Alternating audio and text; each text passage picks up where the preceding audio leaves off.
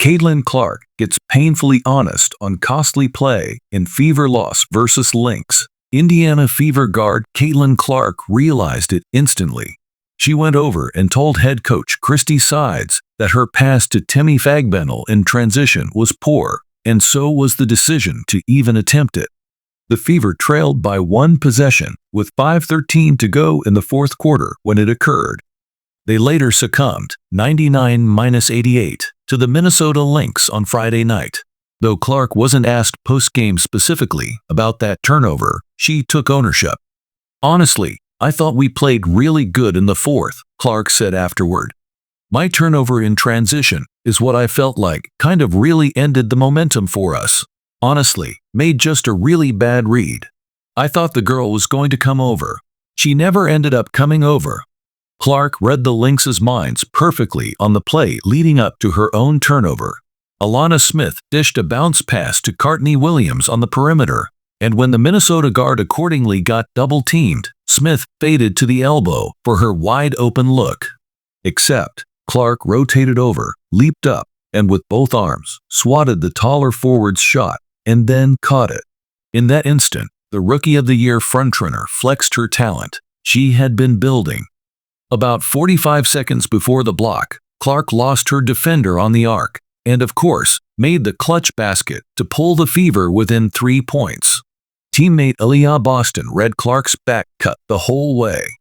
Clark flapped her arms repeatedly to pump up the sellout crowd, and they obliged. So in order, it was her fourth three-pointer of the night, then the block, and then the foot race. She and Temi Fagbenle, her transition maestro, charged into 3 Minnesota defenders. They were outnumbered, and Clark led Fagbenle right into her 7th turnover of the night, compared to 8 assists. On Minnesota's ensuing possession, Williams ended up hitting the three-pointer she didn't take before, and as Clark later admitted to it, hammered the wins out. In another instant, all were reminded that Clark is still 22 years old and learning. Emotions were tense in Gainbridge Fieldhouse Friday. Clark pumped up the crowd more than once in the third quarter, whether it was to make more noise when she was called for an illegal screen, or to clap and praise the refs for awarding her 2 free throws, driving to the basket. Clark was amped up. She clapped tensely while checking out of the game with 2 minutes to go in the third, too. Another reminder, this happened all before the three-pointer, then the block, and the turnover. "She's just so passionate," Sides said. "When she is upset or mad, we've been working on trying to figure out how to get past those moments. I was worried she was going to pick up a technical foul. Thank goodness that she didn't. She's got to learn that in those moments, I need my point guard to have a cool head.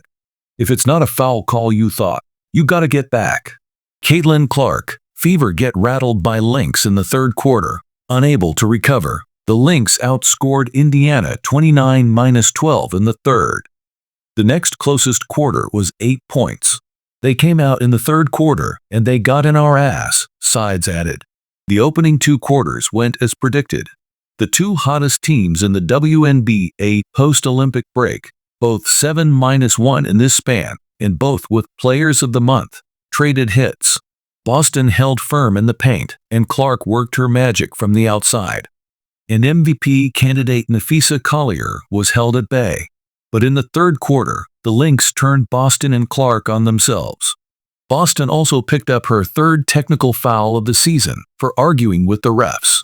Whenever Caitlin Clark and Aaliyah Boston worked high-action pick-and-roll, the Lynx defenders collapsed on it and fiercely defended Fever teammates coming to help. The Fever ran the action over and over, expecting another outcome that rarely, if ever, arrived. The Lynx begged for Lexi Hull and Nalissa Smith to beat them. Hull went 2 for 2 beyond the arc, but it obviously wasn't enough.